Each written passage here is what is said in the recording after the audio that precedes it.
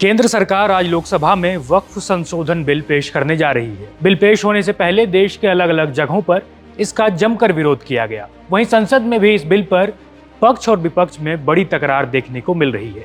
इस बिल पर आज लोकसभा में वोटिंग भी हो सकती है, जिसको लेकर दोनों पक्षों में अपने अपने सांसदों को एकजुट करने की होड़ लग गई है। बहुमत का आंकड़ा पाने में नीतीश कुमार की जेडीयू और चंद्रबाबू नायडू की टीडीपी बड़ा खेल कर सकती है।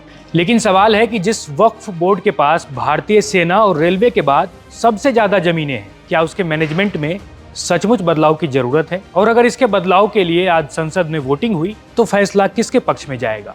कहीं नीतीश कुमार एनडीए का खेल बिगाड़ तो नहीं देंगे? आइए आपको पूरा गुनागणित समझाते हैं। केंद्र सरकार कई साल पुराने वक्फ कानून को बदलना चाहती है। सरकार का कहना है कि इस बिल से वक्फ की संपत्ति का सही इस्तेमाल हो सकेगा।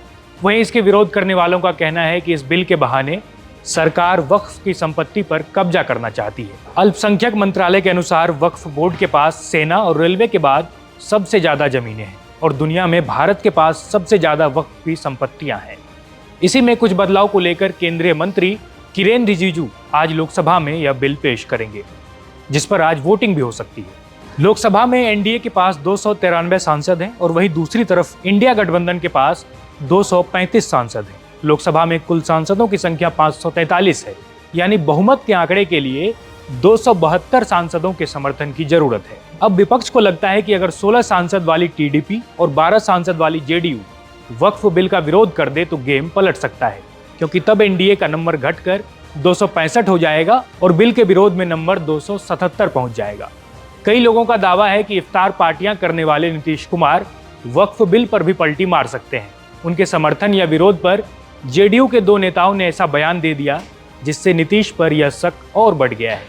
पहला बयान आया जेडीयू एमएलसी गुलाम गौस का, जिन्होंने कहा कि वक्फ बिल वापस लेना देश हित में है। इसके बाद दूसरे बयान ने भी चौंकाया। जेडीयू प्रवक्ता अभिषेक झा ने कहा कि सांप्रदायिक ताकतों से नीतीश कुमार कभी समझौता नहीं करते।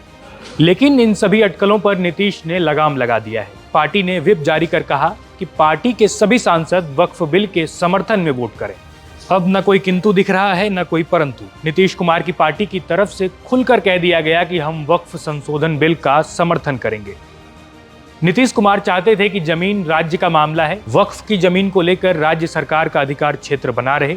वक्फ बिल में यह बात मान ली गई है। नीतीश कुमार चाहते थे कि नया कानून पुरानी तारीख से लागू ना हो, पुरानी मस्जिदें, दरगाह या अन्य मुस्लिम धार्मिक स्थानों से छेड़छाड़ ना हो, ये बात भी बिल में मान ली गई है। अब यह देखना दिलचस्प होगा कि नीतीश अपने वादे पर कितना खड़ा उतरते हैं और आज संसद में इस वोटिंग पर अंतिम फैसला क्या होता है।